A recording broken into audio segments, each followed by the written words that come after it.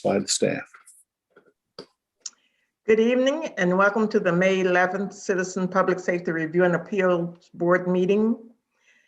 Individuals wishing to make public comment before this board should call 269-226-6573.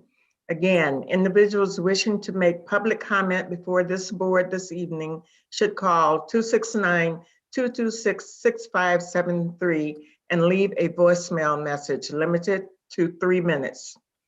During the citizen comment period on the agenda, voicemail messages will be played back for the board in public. Thank you. Also, please note that these meetings are being recorded and are made available to the public, including closed caption for the hearing impaired immediately at the conclusion of this meeting. That concludes the announcement. Thank you, Deputy Manager Moore. Roll call, please. Christopher Caldwell. He is here. Luis Garcia. Present. Thank you. Present too. Curtis Gardner.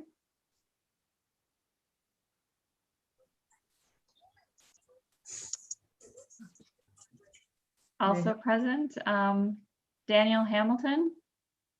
Present. Kim Hines Lepsey. Oliver Howell. Here, thank you. Barbara Miller. Here. Vernon Payne. Here. Chiquise Robertson. Here. Susan Stapleton. Here. Larry Tolbert. Present. City staff present are Deputy City Manager Patsy Moore, Diversity, Equity, and Inclusion Director Dorla Bonner, myself, Patricia Vargas, Recording Secretary, Assistant Chief Green, Inspector Guilds, and Captain Diaz. Thank you. Thank you, Ms. Vargas. Please note for the record that we do have a quorum in attendance at this evening's meeting. And now we'll have the review of our minutes from March 9th of 21. You received those in your packet. Are there any additions, deletions, or changes to the minutes? Hearing none, I'll entertain a motion to adopt and approve the minutes as submitted. So moved. Support, Barb Miller. Support. All those in favor, raise your hand or say aye. Aye. Aye. Opposed, same sign. Motion carries. At this point in time, we are going to have some recognition and thank yous to Deputy City Manager Patsy Moore. And to start the thank you, Ms. Moore, we'll have Vice Chair Oliver Howell, please. Thank you, Chairman Payne, for allowing us to take a moment to recognize Deputy Moore's retirement and for the vital role that she's played on our board, from helping to identify candidates for this board, to preparing the board and the city for our meetings and our appeals, to conducting board orientations, facilitating opportunities for board development, and fielding a barrage of questions from everyone along the way.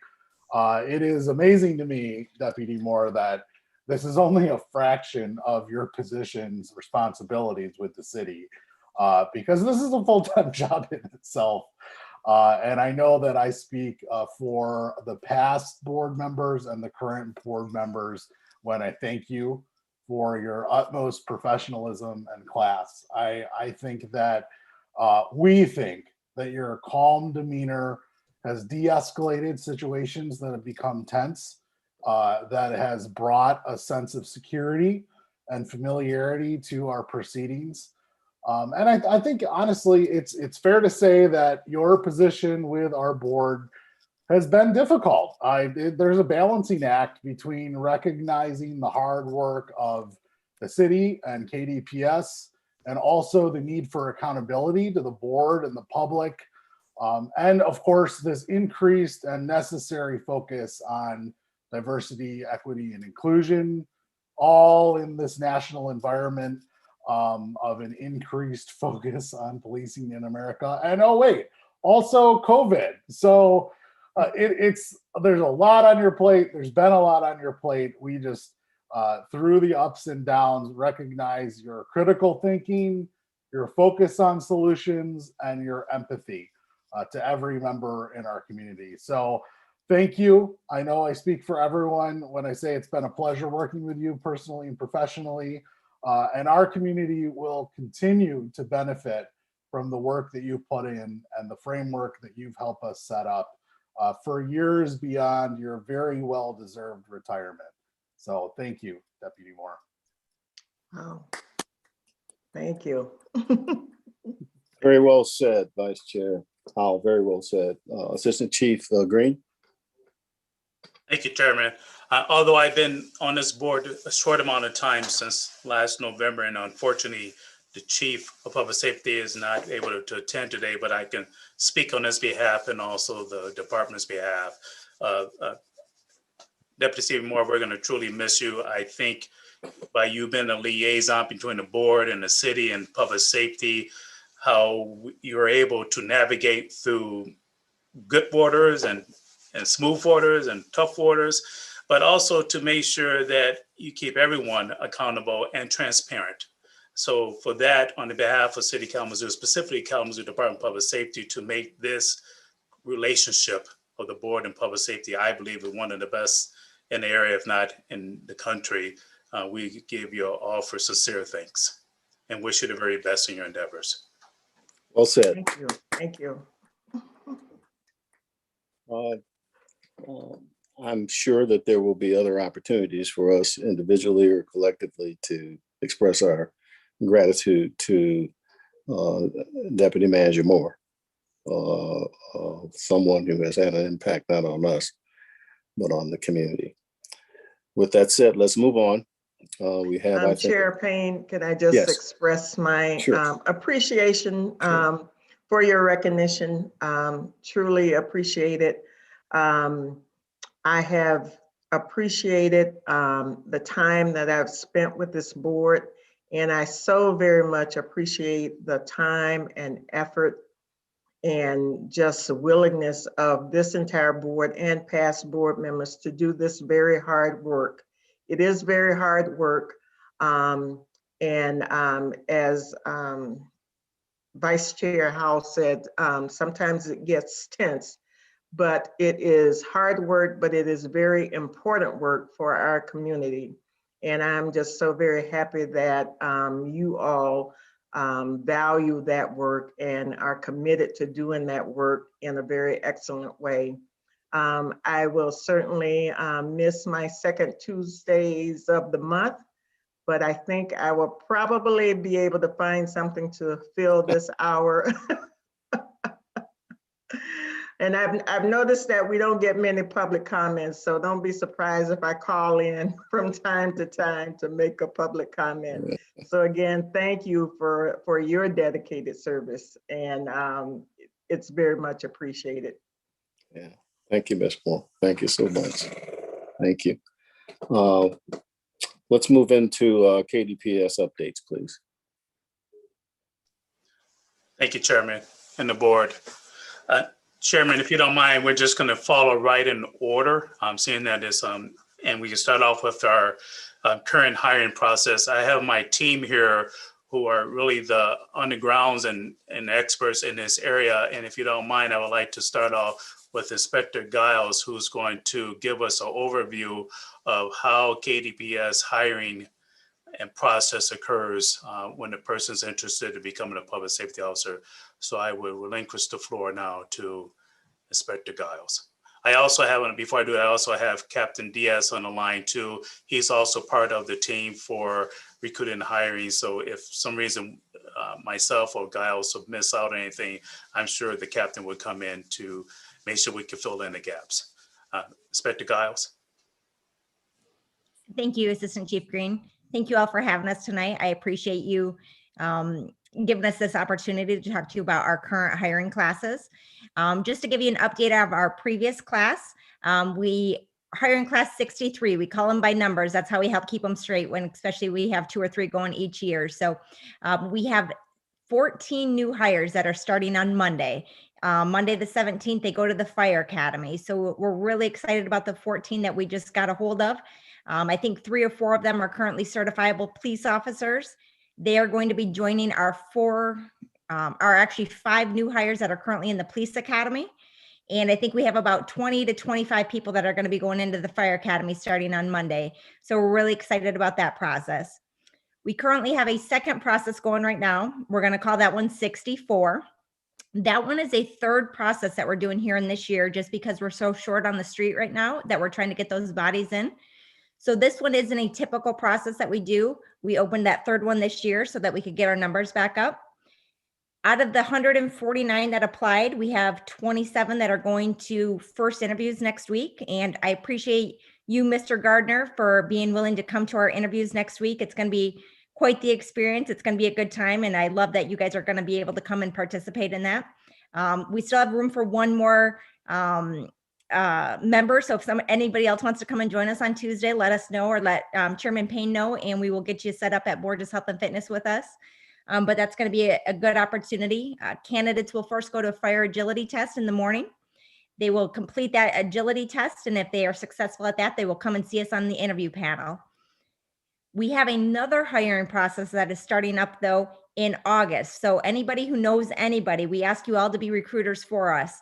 If you know anybody that would be good in this job, our next hiring process is opening August 11th.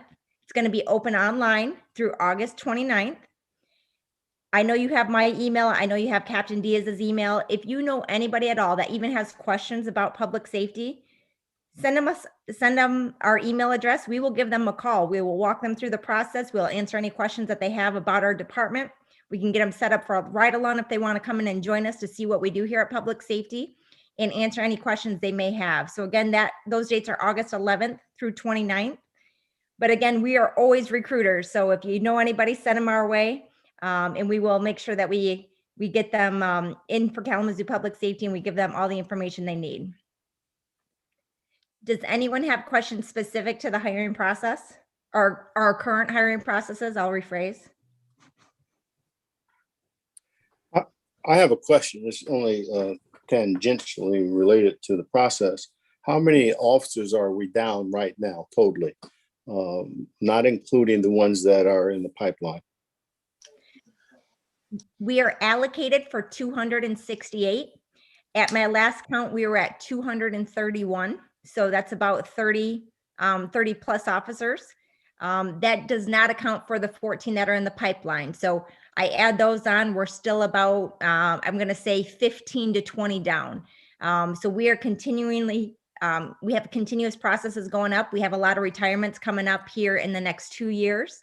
And as we've talked about, from the day you are hired to the day you're actually a body on the street for us, where we can count you as minimum manning, it's about a year, because there's a lot of training, the Police Academy, the Fire Academy, EMS, field training. So we are always constantly planning for about 2 years in advance when we are hiring. So we're down the 30 just in general.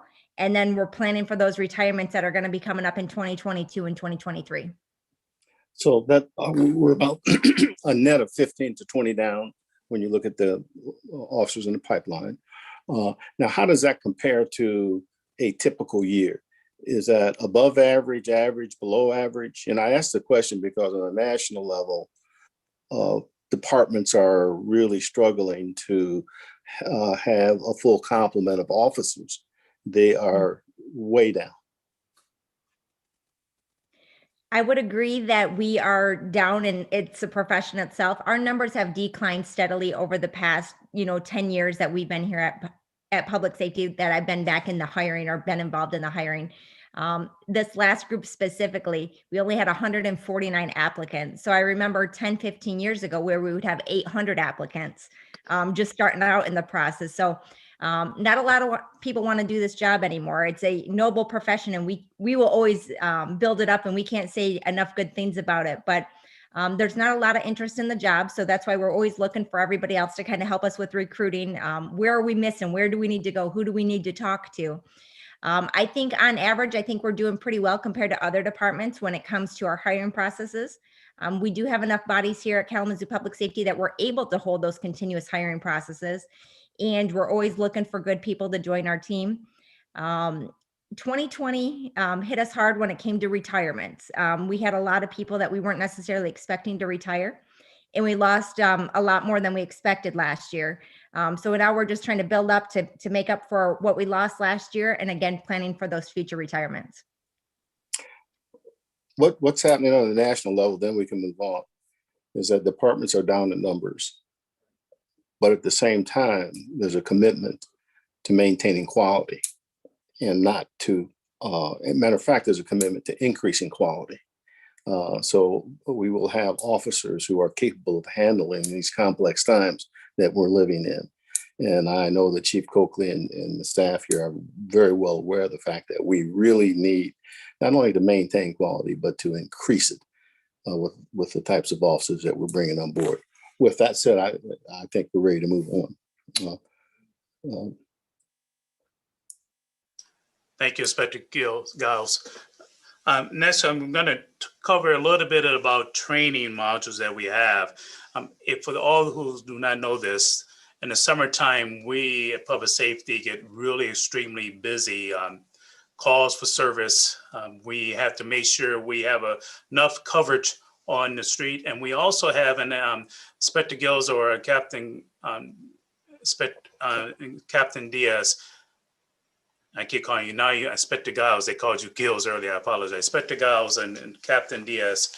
I know I'm never going to hear the end of this tomorrow morning. I'm just letting everyone know that. We also have a fire academy. When does that start this year? In the summer? It starts on Monday. Right. Monday. But we have a fire academy that we're a full-fledged fire academy here at Public Safety. So I believe that's several weeks in the summer. We also have officers that's going into the field training program this summer, and we're also making sure that we have enough coverage. So when we talk about training in the summer, we very seldom do in-service training. In-service training meaning that we bring everyone through a training through the summer program. That's the entire department. We do individual and small group training where officers, whether it's command officers or patrol officers, go into specific training. But our training as a whole, as a department, usually focus around in the fall. When we look at specific training, it slows everything down a little bit.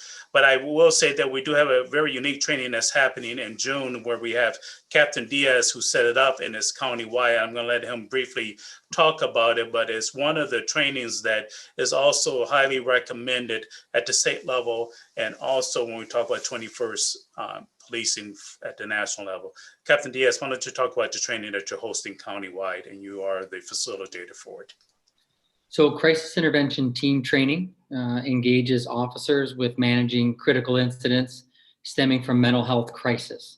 And it's a program that we've had in Kalamazoo now for many years. I was the first class in 2008, many others since then. Typically, we run a class about every 2 years with a max capacity of 40 officers that can go through. Our last class was in 2019. So COVID kind of caught us and knocked us off, but we're back on track. It is a countywide initiative. It's partnerships with ISK and different community service vendors throughout Kalamazoo. We know that interactions with mentally ill persons in crisis are very dynamic and they require additional training. Public Safety has 77 trained CIT officers, so we always want to try to increase that number if possible. And then other departments in the county have always participated, and it's been a group effort. And relying on those outside service providers and law enforcement agencies to come together for this training is really quite an involved process, but all remain dedicated to it. So it's been fun to work with all the agencies, and I'm excited that we're going to be able to host another class here in June. I know that different Kalamazoo County, the Sheriff's Office, Township, Portage, Western will all be contributing and sending officers for this training. Once the capacity to be able to send officers within the county is exceeded and we have extra seats, we then open it up to surrounding jurisdictions. And I can tell you that our program is well respected throughout the state. And in fact, our program has been copied in many jurisdictions throughout the state. So it's really quite a feather in our cap, and it really speaks to, how much we are willing to work with one another. And especially with all of the speakers that are involved in CIT training to bring their expertise from the mental health field to our frontline staff. It's just really a great thing to be involved in. So I'm excited that we're going to be kicking that off here in the first weekend in June. Thank you, Captain. I also had to add, for everyone knows that we're public safety, so when we talk about training, it's just not law enforcement related. We have to make sure we keep our fire certification up. We have to make sure we have our emergency preparedness and emergency management, et cetera, that we're dealing with. So it's just not the police side that we're focusing on, is everything from fire and EMT. This fall, we're looking at a couple of the training. We're looking at de-escalation training.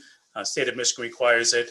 The federal government requires, but I will argue to say that public safety is always implemented.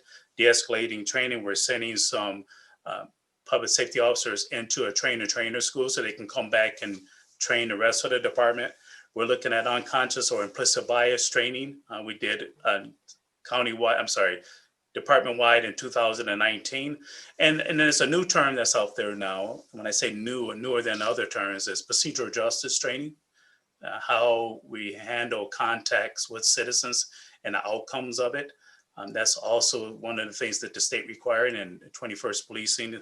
So those are the things we will focus on in the fall when we talk about the whole department, not including, as we said, the fire school, the field training, officer training that we have for several officers going through, new officers, fire, and also law enforcement. Having said that and gave you kind of a quick summary of it, are there any questions we can entertain from anyone from the board? Mr. Garcia. May I just ask the question, and I don't know if this is the right forum, and if it isn't, please let me know and I'll reach out in a different way. But just I'm curious about the crisis training that Captain Diaz was talking about.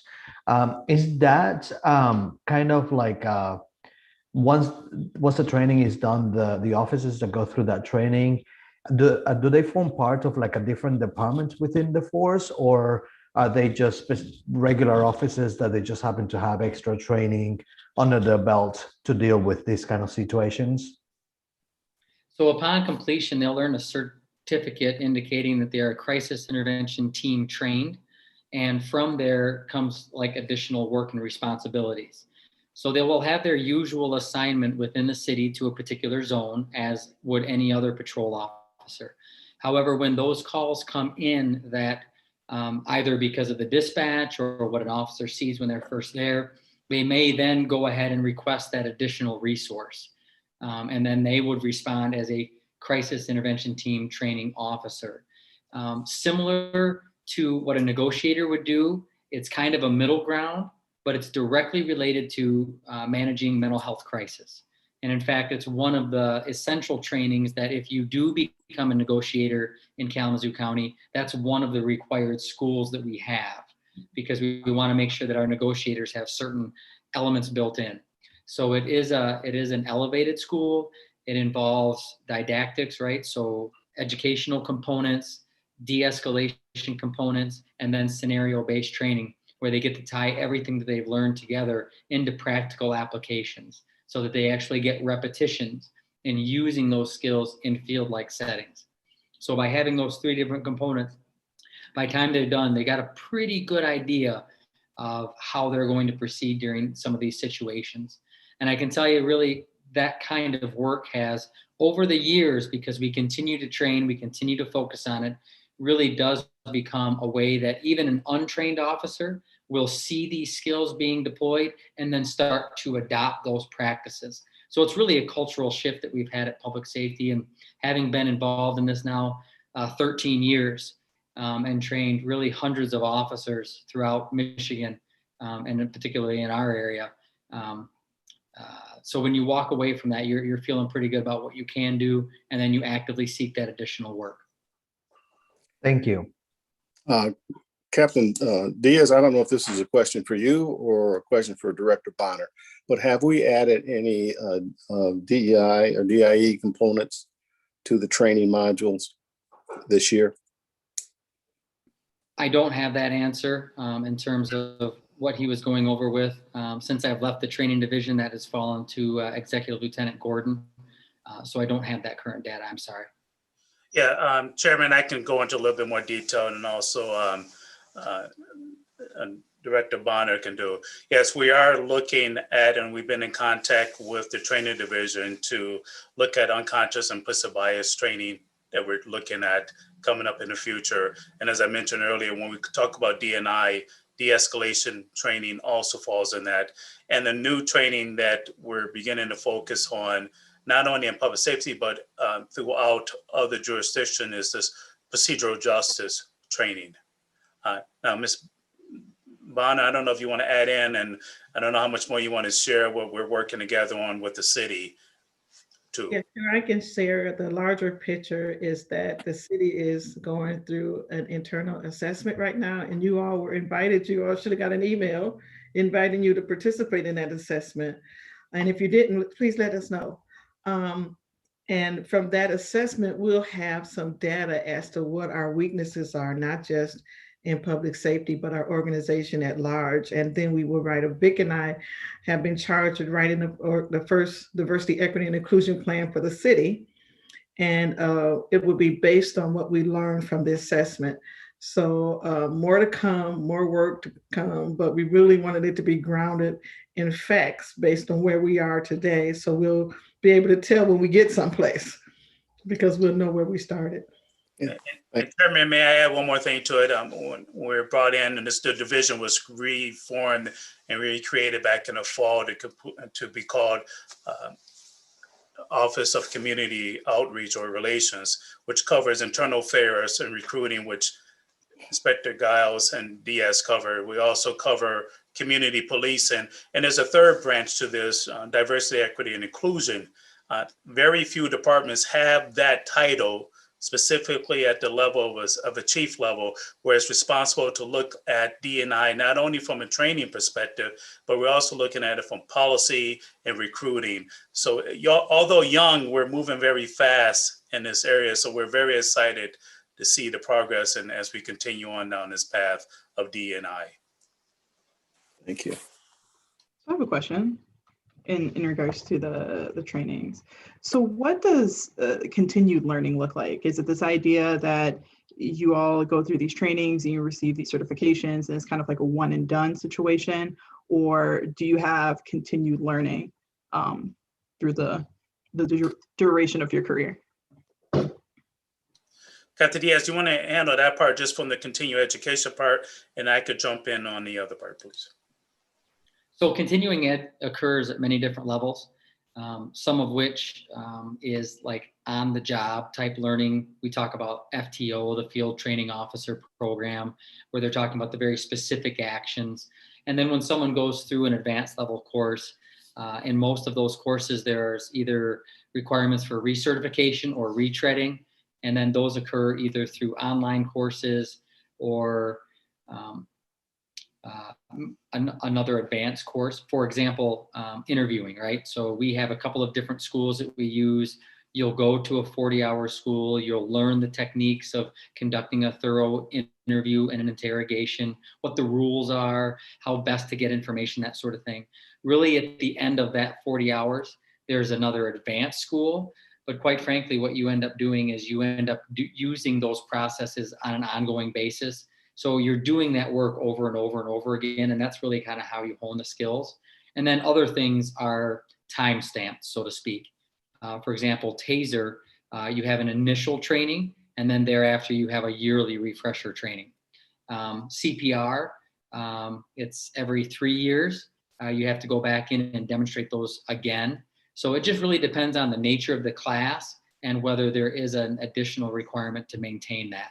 And it varies by subject matter. There's dozens and dozens of different things that an officer is engaged in all the time. Defensive tactics, yearly, we break that out twice yearly, but they're all kind of interrelated as well. because TASER is going to talk about use of force and defensive tactics will talk about use of force. So they kind of touch each other in different ways, kind of mirror each other. Some of the subject matter is the same. So we're constantly rolling through those things, if that helps. Yeah, thank you. And let me add on to it real quick. And when we talk about training, the training division handles majority of our training, and they have three main goals: sustainability, increase in-service training, and in-service training is making sure that the whole department is receiving training, and also deliver high-quality recruiting training. And when we talk about training, we also look at it from what's the best practice for the entire department. So we're looking at when a PSO be promoted to sergeant, we need to make sure they get to supervisor schools as quickly as possible.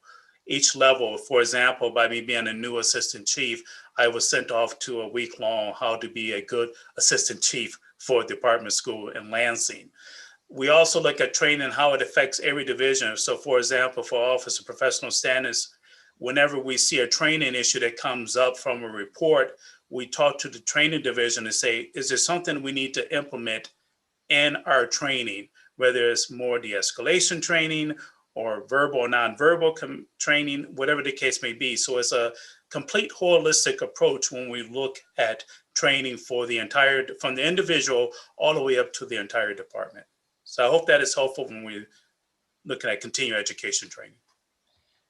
And I just wanted to add, I think that last statement that you made about looking at incidences or things that are happening within the department is really, really important, because it's much better to be training proactively than reactively.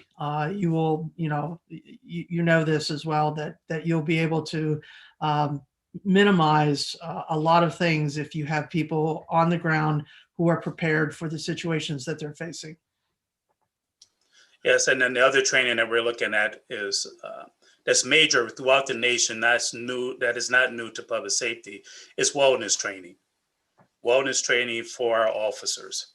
The community sees an extensive amount of trauma, and our officers see just as much trauma. So how do we want to make sure that we prepare wellness training for our officers?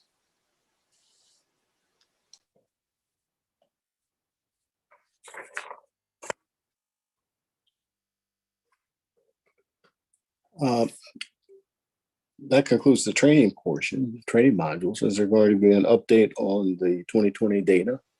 Yes, and I spoke to city officials about this. I know we chatted last time that we were planning on having the 2020 use of force data.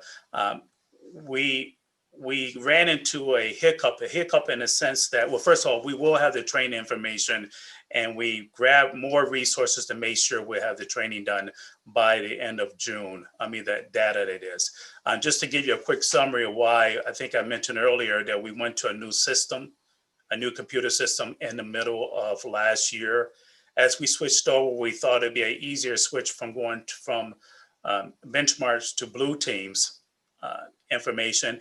And we found out it was not that easy as we thought it would be. So we literally have to manually go through every single report that we have in there and cross-reference it into the new system for 6 months.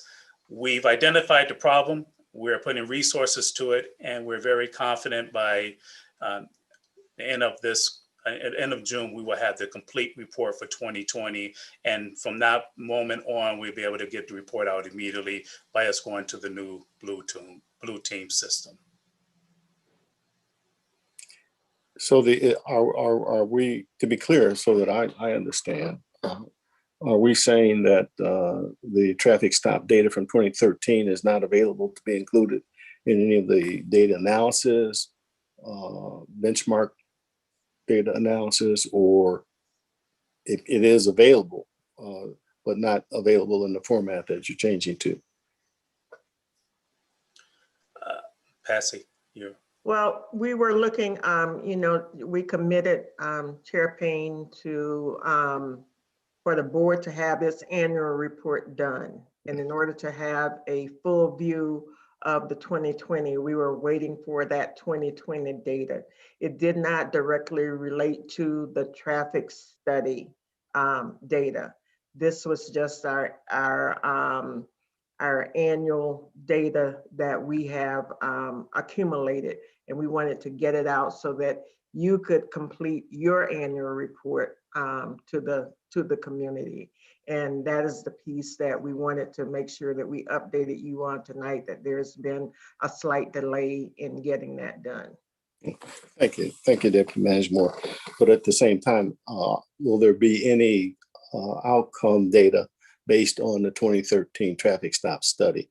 Will we have an opportunity to look back at where we were in 2013, look at the data and see where we are at the point where you could collect the data? And we are looking at redoing that traffic study. And as you know, we could not do it during the COVID Right. time period. But once that's started and in progress, I'm sure there will be that comparison between the 2013 study and the new study, Yeah, if that's what you're referencing. Thank you. Yes, thank you. Thank you, Assistant Chief Green. Now we have item D on the agenda, review of this specific incident. Sure. Okay. I don't know if you saw on social media, but there was an incident that was posted regarding a May 2nd incident that happened. It captured just a few moments of the complete incident. What I like to show on video is the incident itself. So I'm going to give you a brief description of it. And as I play the video, I will stop the video in a couple different spots just to give an explanation of the police procedures and what we're doing. You will also see on the video that is the persons or the people that's involved, the citizens that's involved, their faces will be blurred out because we have to protect their identity legally by law. You will also hear the sound go out on a couple videos because we have to protect there might be information dealing with HIPAA or their medical condition or some other private information that we cannot make public. So all of a sudden the person is talking and it goes silent. It's only because we blurred out the silence part, and that part because it dealt with medical information and or private information that we cannot share legally through the public. I am going now to attempt So Assistant Chief Green, just for the board's edification, Sure. This is an incident where a video landed in the public, and it definitely had, watching that video that was in the public, you could definitely gain a perception of what happened. And in the interest of being transparent and fully disclosing what happened during that incident, we thought it was important that we share it with you this evening so you as a board would have that information. And that's why Assistant Chief Green is sharing this with you this evening.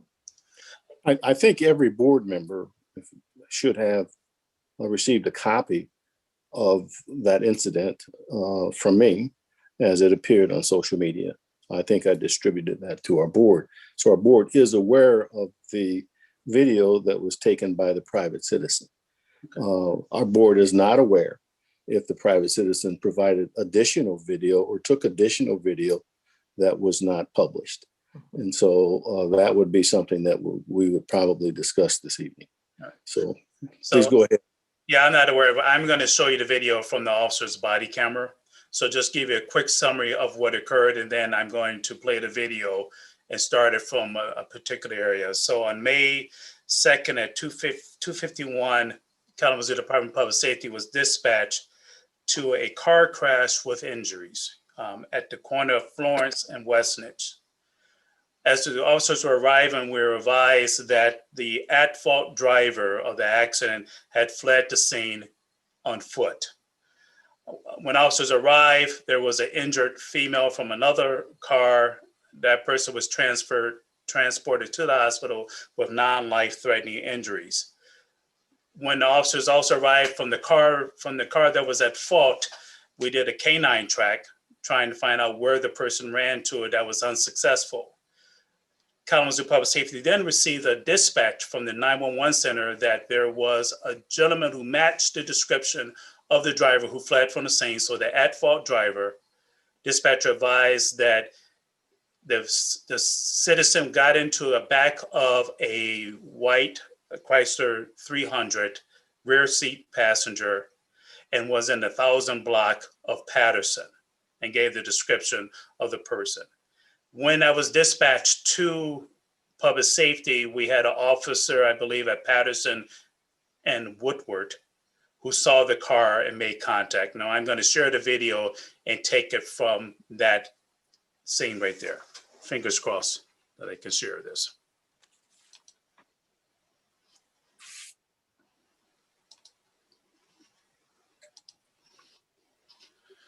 Can everyone hear me? Yes, I can hear you. Okay, perfect. All right, so there's going to be parts of this video I'm going to stop just to bring clarification to it. And then at the end of the video, I'd be happy to answer any questions. Now, just a reminder that when you see the video, again, this is the 1000 block of West Patterson, you will see the faces of the citizens that's involved blocked out, and you might lose some audio only because we have to protect the information that's coming out through the process. Now, here we go.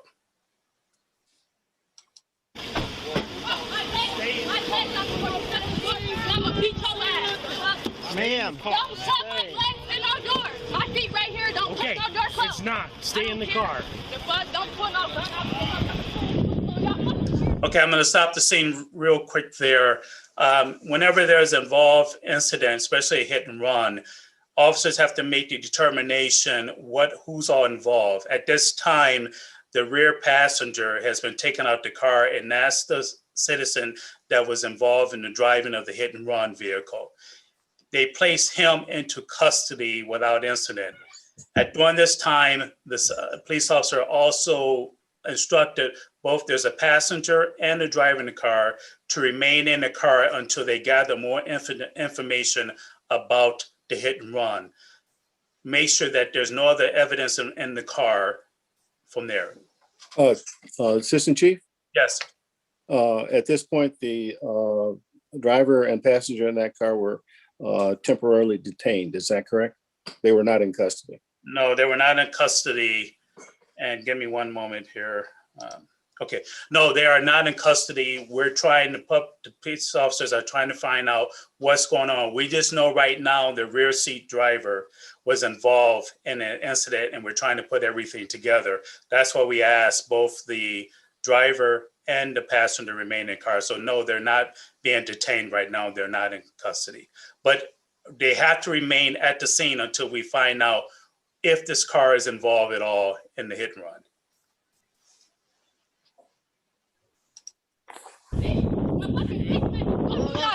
$10 to 50. No. Everybody get pulled over. Y'all not fucking supposed to talk to me. I've got 5-1 heading your way right now.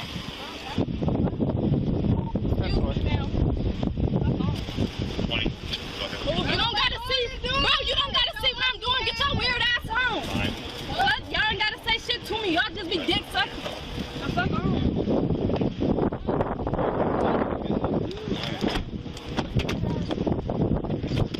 Okay, at this part on the right-hand side, you can see that the citizen that was involved in hit and run is detained, placed in handcuffs. The lady that was in the the driver's seat of the car moved from the driver's seat into the rear passenger's part of the car. Again, they're not detained.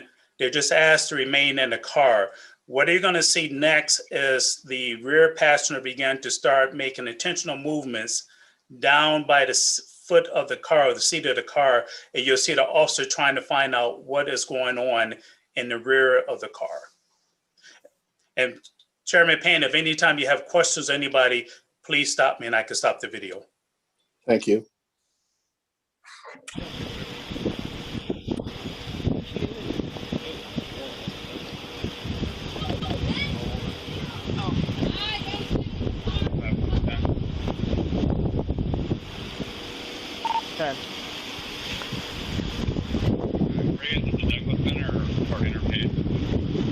Douglas Center. Chief Green?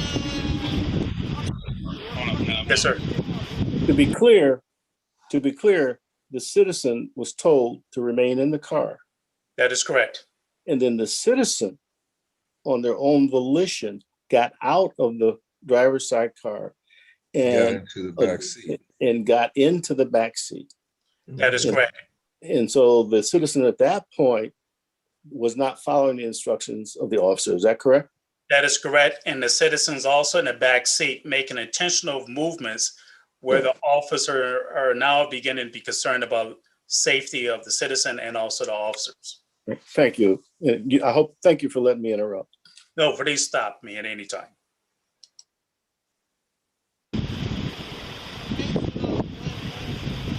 I really don't like this. I don't know what she's trying to grab. Yeah, let's get her. We're detaining her. Now the sergeant determined, because we don't know what's happening in the back seat of the car, and because of her movement, now she is being detained. And they're going to ask her to get out the car.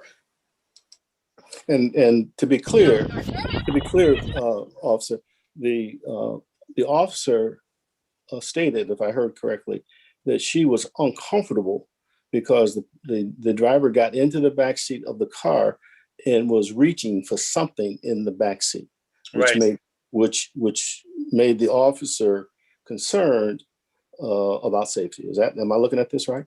That is correct. The officer is looking and could not determine what she was reaching for. And it's hard to tell in this angle, but you can see that the rear passenger is making a lot of intentional movements down near the footboard of the car. Thank you. Stop fighting police. Stop fighting police. Stop fighting police. Leave her alone, bro. Don't touch me. Ma'am.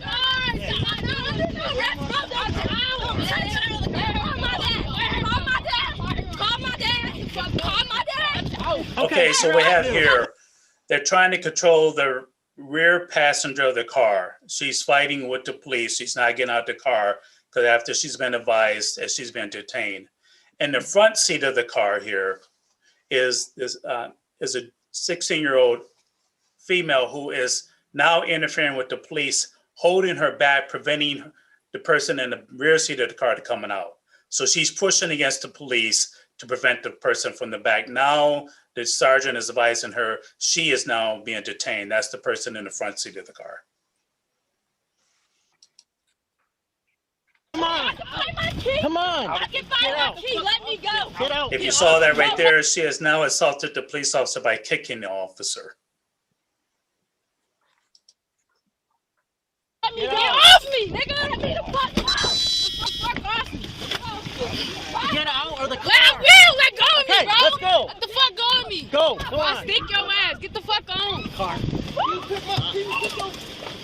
Move. I will get out. Move. Okay, Don't touch turn me. around. Don't touch me. You're being Don't touch detained. me. I'm not being detained. Okay, what you see that she got out of the car. She says she's gonna stop out, then she jumps back into the car. It's hard to tell in this video, but she is now reaching behind the back seat of the car again. And officers are concerned about what is she trying to grab for. Now, Deputy Chief, Assistant Chief Green, according to your own policies, 303, 300.3.2, the young lady has gone through the phase of inactive resistance. She's gone through passive resistance, and she's actually into active resistance right now, additionally striking the officer twice with her feet. Am I looking at that? Am I seeing this correctly? That is absolutely correct. That she's aggressively fighting against the officer, and she's moving through the force continuum. That is correct, Chairman. Chairman Payne, if I would, when someone strikes an officer, that would be considered active aggression, just for reference. Yep.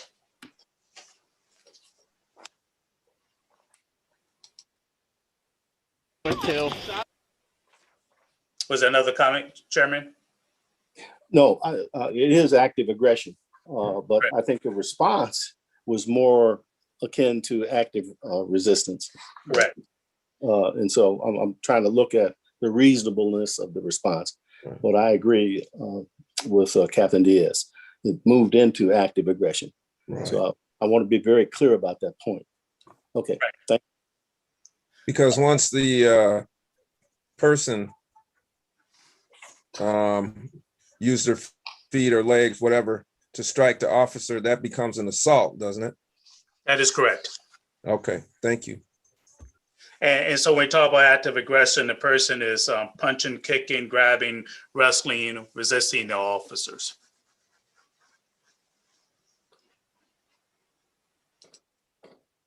Fuck, I'm kicking him off my fucking Quit reaching down Leave there. me alone! Right? Damn, ain't no reaching down shit. Wow. Hey, just get out.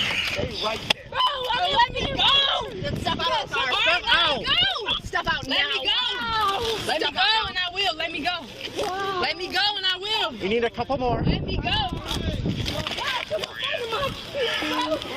Hey, bro, let me go. Get out of the car. Stop resisting. Let me go and I will. Get out of the car. Y'all not finna drag me out the car. The fuck? Let go. Y'all not finna drag me out the car. Get out of the car. Stop resisting. Let go of the seat of the car. Comply with our officers. Kill me then, bro. Kill me then like y'all always fucking do. Let me the fuck go. Stop resisting. Let go. You are under Now, arrest. the officer, the sergeant advisor, it went from detained to now she's placed under arrest as they continue to struggle getting her out of the vehicle. The corollary there, though, from my vantage point, is that it appears that the young lady is also reaching back towards the back seat. That is correct. Which She's was the- constantly reaching back towards the back seat of the car. back seat of the car, which was the original officer's concern in terms of safety. And so this young lady was repeating that kind of furtive movement towards the back seat. Am I correct in that? That is correct. You're under arrest. Let me go, bro. Still fighting with one. Let me go. Stop resisting. You're only making this worse. Let her go.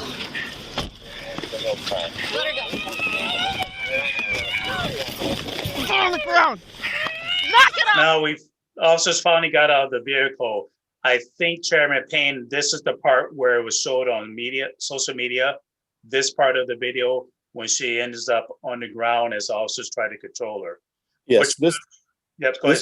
this was the beginning of the video that was on social media. That is Shortly around this point, yes. Yes. What the officers are doing right now is trying to get her handcuffed. And as you can see that both her, the 16-year-old and the officer right now have exhausted a lot of energy in attempting to get this 16-year-old under arrest. Place your hands behind your back. You're under arrest. Stop resisting.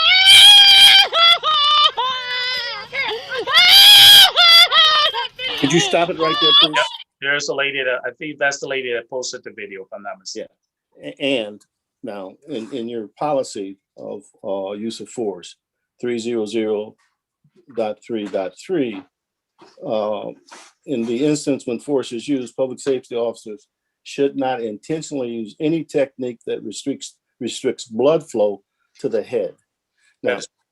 Now, what I'm looking at and concerned about is this movement here restricting blood flow to the head with the lady's chest on the ground, with the young lady's chest on the ground, and pressure being applied to, it looks like the back. I can't say neck, but it looks like the back.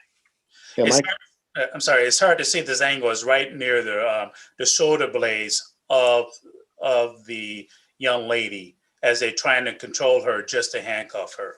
Once you will notice that once she gets handcuffed, the officers immediately get her to her feet because they don't want to keep her down any longer than possible, only long enough to control her to get her handcuffed. So they complied with 300.3.3. Yes. Yep. Okay.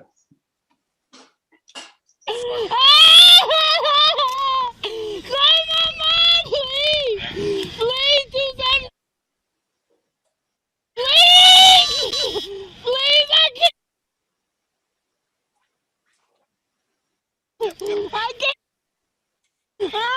This is when they bring her up to her feet to make sure she's okay. And I want to know what officer that was in that truck. Help me! You ain't have no like that. No sirens on.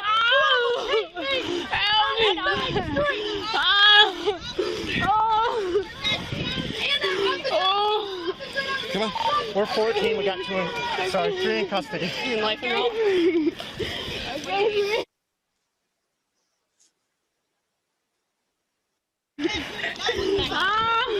It's 270. I need you to sit down, okay? You need to back away. Let me go. Now, you heard officer say you need to back away. She's telling another civilian that you're too close.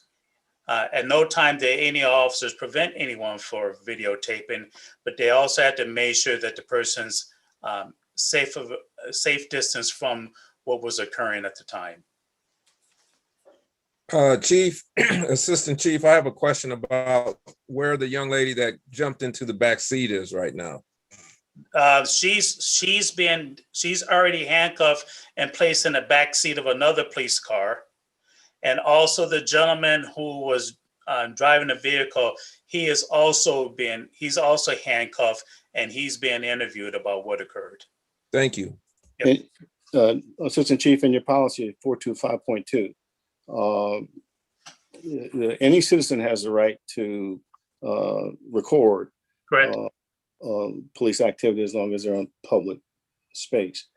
But later on in this video that was released to the public, the officer appeared to be moving in conjunction with the citizen who was taping. And it gave the appearance that the officer was trying to block the taping. Correct. Is that correct? That's the appearance of it. That's not what actually happened. Okay. And we could jump to that scene real quick here. The officers gave several verbal commands for the person to step away because the person who was filming kept getting closer. Another officer just simply stood in front of the person so they wouldn't advance any further. The person who was filming continued to film, and the officer did not block her for filming.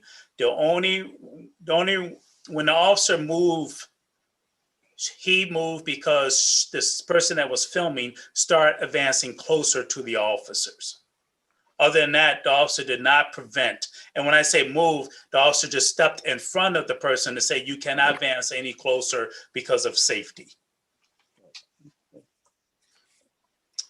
Did I answer your question, Chairman? Or Yes, it did. And the other question I have is that anytime that there is a witness at a scene, the officer usually collects information from the witness because it may be a criminal activity. Did we collect any of the information from the woman who was recording this incident? Do we know who she was? Did we interview her? Did we ask her if we could have her full video, a copy of her full video? Did we have any interactions with her at all?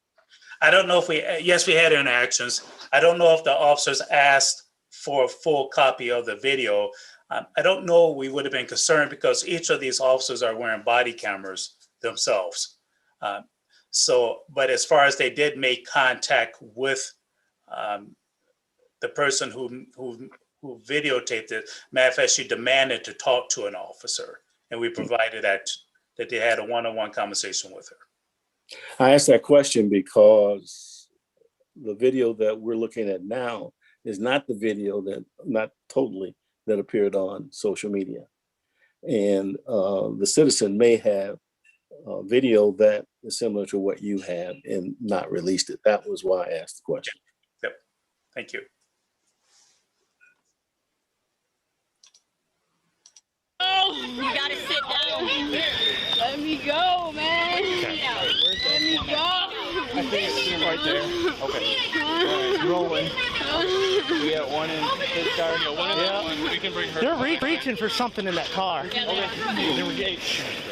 It ain't even shit in the car. Y'all just fucking picking, man.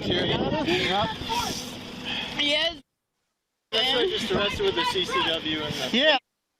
They arrest me with shit. I ain't been arrested. I don't know. I'll fucking... You said you're brave. Motherfucker. Gotcha.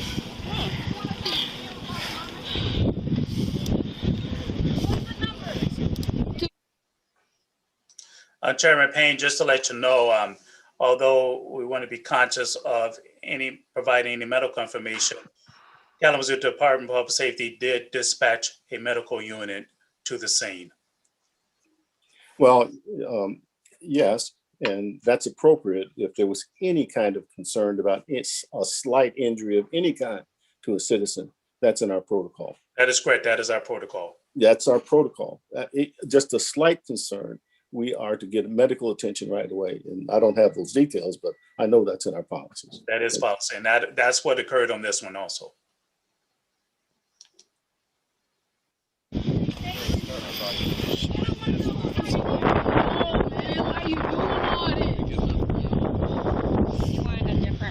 Come on. I'm good, man. Let me go. Get off me. Come on, stand up. 1, 2, 3. Okay, you want to put her in? Put everyone And when you're done, I want to see none of your officers. She's got a history of CCW. She does? Yep. Okay. Step down.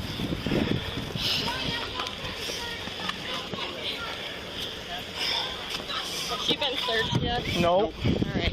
You guys want to? Can I take my bag off? Oh, we'll take it off for you. Don't worry. Get the fuck out my face, bro!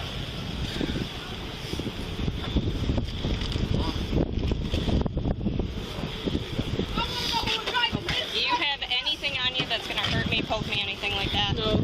No? Okay. 1151. Who was driving this truck? Assistant Chief.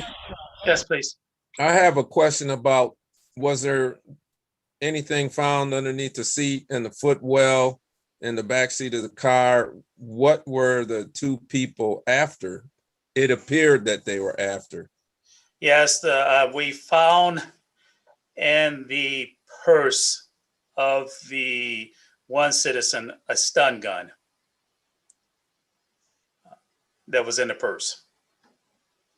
Okay, I'm going to ask a naive question. That was the person that was in the back seat of the vehicle. Okay, I'm going to ask a naive question. Is that something that's illegal for a citizen to have? That is correct. It is illegal for a citizen to have. It is illegal to have. It's illegal to have a stun gun unless you have a CPL, which that person did not have. Yes, sir.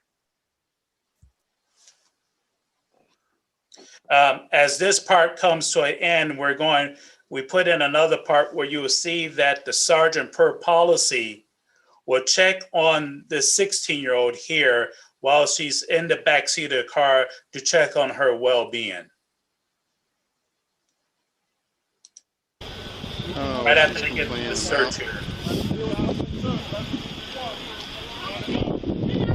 Okay, this is the part we just fast forwarded to the part where the sergeant's making contact with this 16-year-old just to check on her status. And you can hear the conversation going on between the 16-year-old and our sergeant. You want to say, obviously not the case. I'm here about your injury, okay? You know how that happened? You know? No, is it during the struggle, obviously? Huh? During the struggle? Yeah. Yeah. It just happened?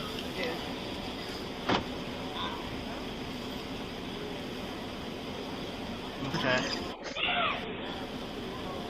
Here's the thing, okay? And I know you're probably not going to agree, okay?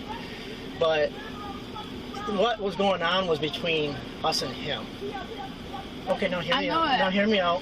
But then, like, and I don't know what you're reaching for, okay? She was grabbing his shoes. Okay, but when you're told not to, because you know what? And I'm not saying you guys, but there's people that grab guns and crap, and then we have no control over it, and then we have to, especially what's going on with everything in the world, we don't know what you're reaching for, and then that's why it kind of escalated the way it did, okay? And then when we asked you to step out, and you said, "I'm going to step out," and then you don't. I was going to step out, well, but y'all was still blocking right there. Well, but you see where I'm coming from, kind of? Yeah. So that's why everything happened. All right? Do you have any other questions for me? Okay. All right. All right.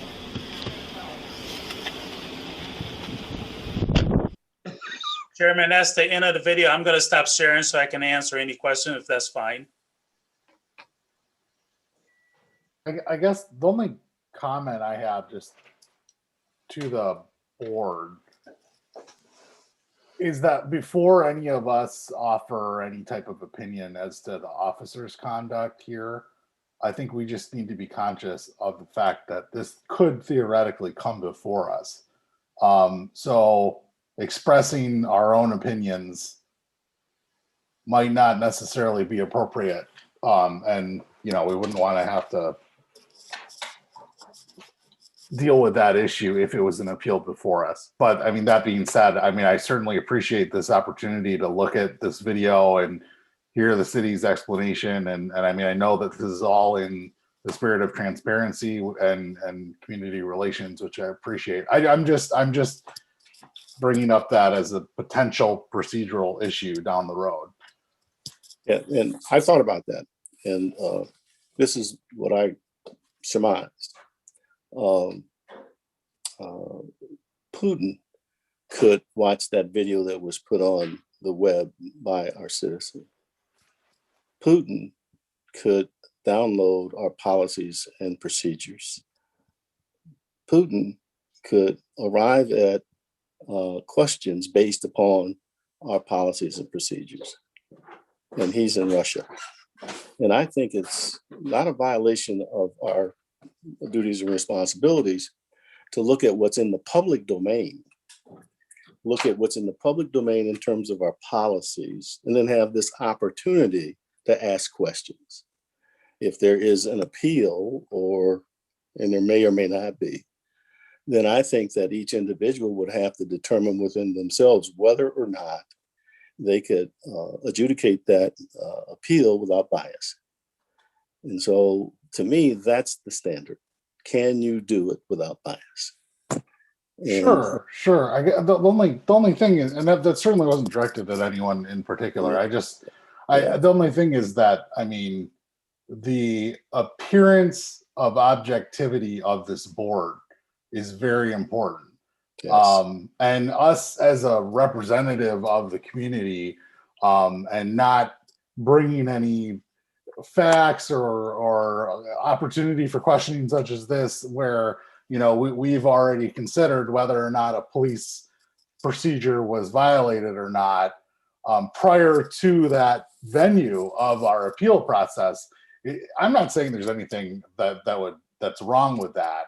I'm just saying that appearance might not necessarily be what we're going for. And I don't think anything up to this point is an issue. I'm just saying, before that we open it up for the comments from everyone on the board, we just need to be conscious of that. That's all I'm saying. And I agree with you, Vice Chair. But at the same time, I think in order for this board to have credibility, this board has to utilize a measure of transparency. And this board has to utilize a measure of accountability. If we're going to develop trust in the community. And I think that this process here lets the community know that this board is going to look at every jot and tittle when it comes to the police department's interaction with them. Absolutely. And this board is going to encourage KDPS to be transparent, whether it's good or bad. Either way, deal with it.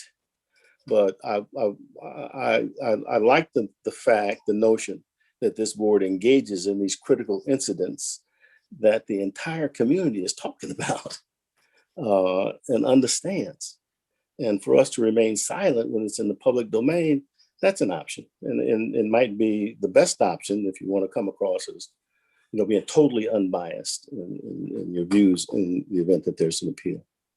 So I agree. What I'm saying is that I see your point of view, Vice Chair.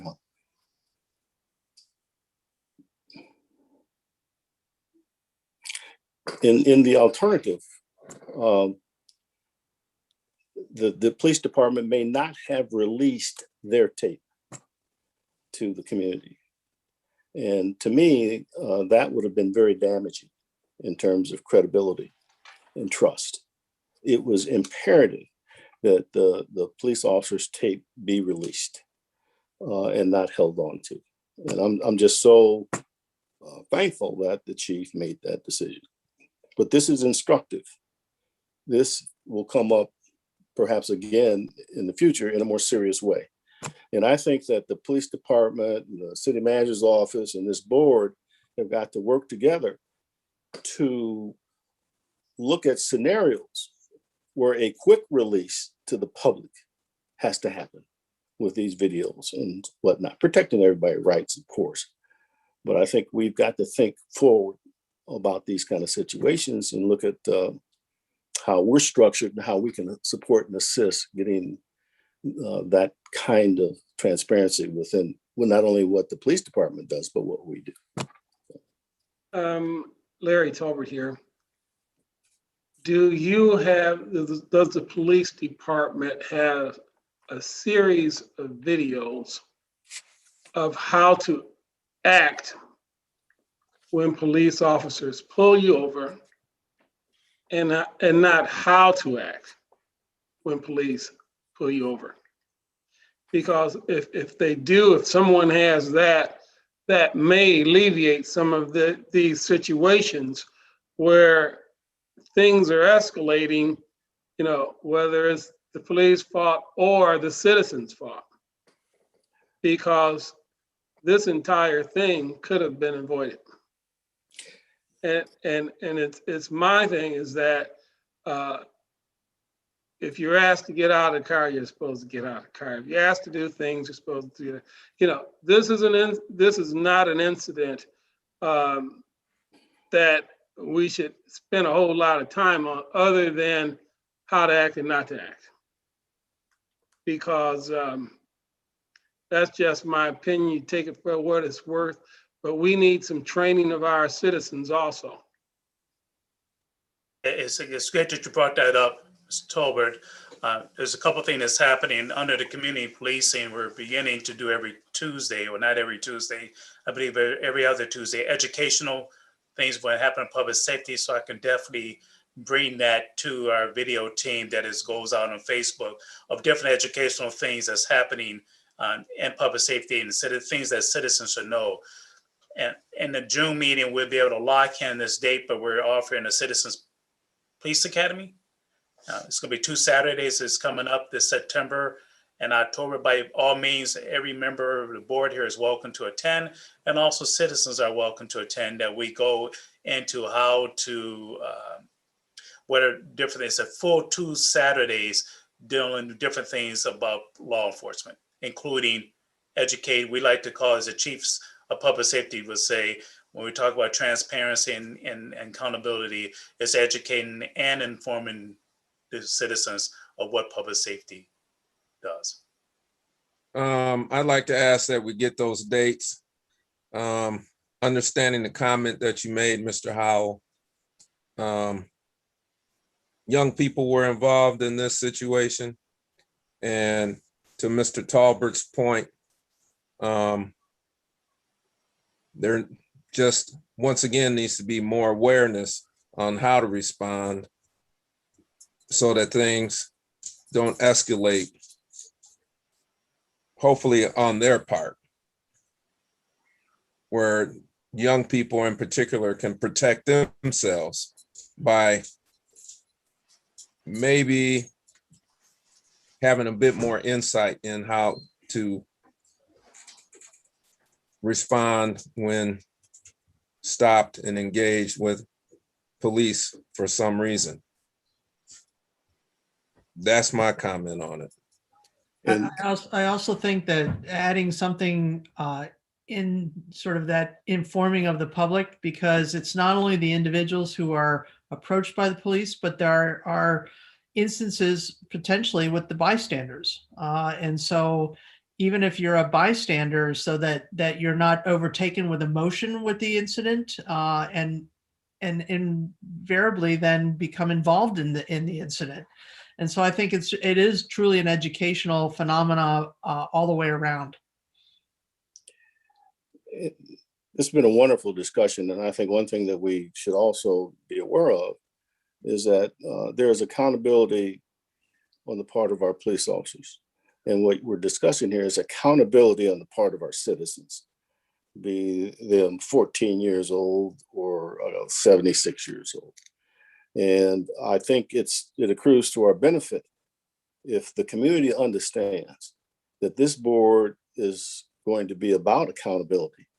And it really doesn't matter if it's the police or a citizen. We are all accountable for doing what is right. And I think that's what we're talking about. To go a step further, 10 or 15 years from now, it's my hope that we won't have officers out writing traffic tickets or making traffic stops. I don't know if you're aware of this or not, but there's I think a couple of cities in the US that don't have officers assigned to traffic duty. And in the United Arab Emirates, officers are not assigned to traffic duty. They don't stop and write tickets. It's all on a camera system. And this frees up a lot of time and effort by our police department. And what we need to do is be thinking about how we can incorporate this type of a system in Kalamazoo 10 or 15 years from now. But that would take an effort by KDPS, the city planner's office, and the city commission in order to plan that far out so that our officers don't have that responsibility. That's the future. And we can start working on that now or later, but that's where this whole thing is going to go in terms of how we utilize our police. Policing in Abu Dhabi, United Arab Emirates, for example, you see a police officer, he's helping someone change a flat, or he's giving someone direction. It's an amazing experience to watch the officers serve and protect, but they serve. And they don't write tickets because the camera systems are so powerful that if you speed, you're going to get a ticket in the mail. If you don't show up, you're going to get a summons. You don't come, they're going to come and arrest you. It's an amazing system. And I think that's where we should be headed. Anyway, is there anything else that we need to discuss here? And do we have time to move on to the activity tracker? Chairman Payne, can I just add one more thing going back to the training? Sure. Inspector Giles sent me a note, make sure to include it on the public record. When we talk about also training and we talk about our accreditation that we deal for on the state of Michigan to keep our accreditation up, it also requires that we as a department have continuous training in the following areas that it must be monitored: use of force, critical incidents, stress management, and also we're talking about ethics, bias-based policing, and mental health. So that's another check and balance system that we have when we're dealing with our training for the department. Just to put a ribbon in this whole discussion this evening, if you look at the type of officer responses that were available to our officers who were in this situation, and as Captain Diaz pointed out, this was active aggression. And there were choices available to our officers that they did not use in this situation. They chose compliance controls. And I believe that they were open-handed, empty-hand techniques for the most part, and not closed-hand techniques. And they didn't use sprays, and they didn't use batons. And in an aggressive situation, officers can use those kind of techniques to gain control of the subject. Am I correct in that? Yes, within that policy, the officers could have used closed hands, closed open hand, OC spray or pepper spray, even baton, or even taser. And in the policy even states they could have even, not knowing if she would have grabbed something behind there, could have escalated to display their weapon. My point is, I thought that in reading the policies and looking at what I saw, that the officers displayed some restraint in terms of what was possible for them to do legally. And I want to put a pin in that point for all of us. Can I ask a clarifying question? Yes. So is there any, I guess in the policies, is there anything that speaks to interactions with youth? There's nothing specifically in the policy that states that, but the policy does go into physical makeup in terms of size, weight, other characteristics of an individual, height, those types of things. But, and Captain Diaz can correct me, but I couldn't find anything in the policies, and I spent a lot of time going through these policies. I couldn't find anything there that spoke to youth specifically as it comes to situations like these. not when it's displayed to use of force. And Inspector Giles or Captain Diaz, if you have additional comments to that.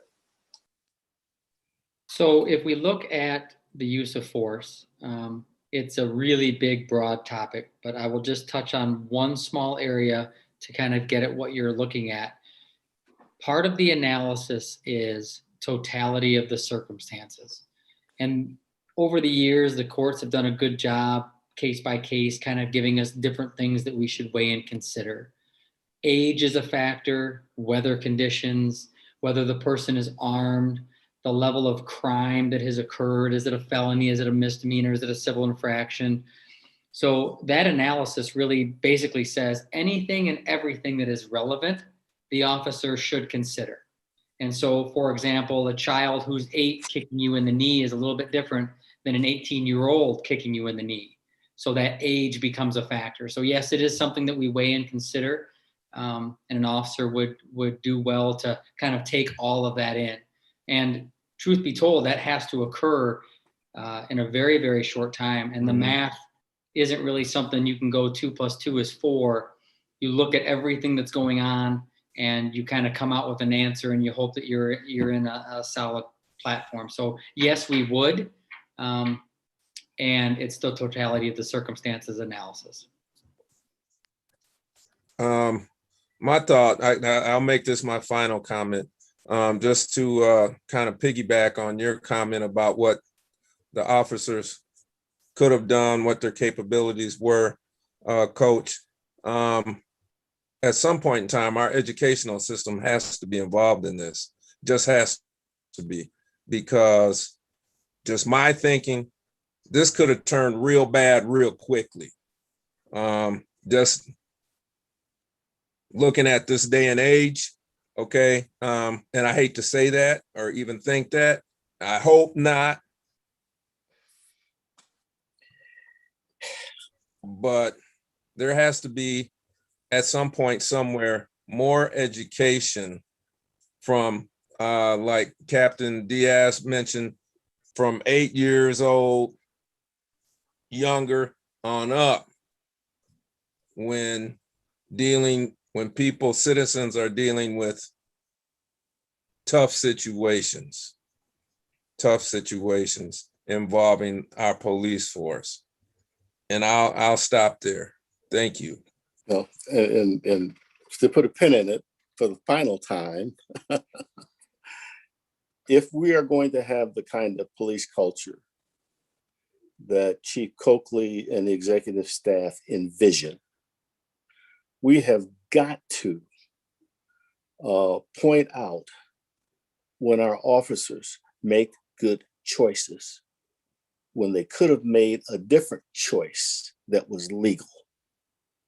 And so now they take the policies and the practices and they use them in such a way that they do the least amount of harm to our citizens as possible. Now, to ignore that, in my way of thinking, is a mistake. They need to know what they're doing is appreciated and appropriate, in my point of view, as opposed to holding back and not letting them know that the choices that they made in that situation speak to the culture that our leadership team is trying to develop. Okay, I'll stop there. Okay, moving on, activity tracker updates. Chair Payne, we'll forego that. The only real update that we wanted to share was the website, but we'll just let you know that it is live. Please check it out. If you have any comments or concerns, please let us know. Given the time, we want to make sure that we have an opportunity for citizen comments should there be any. But that was the only update we had. So we'll. Subcommittee reports, if any.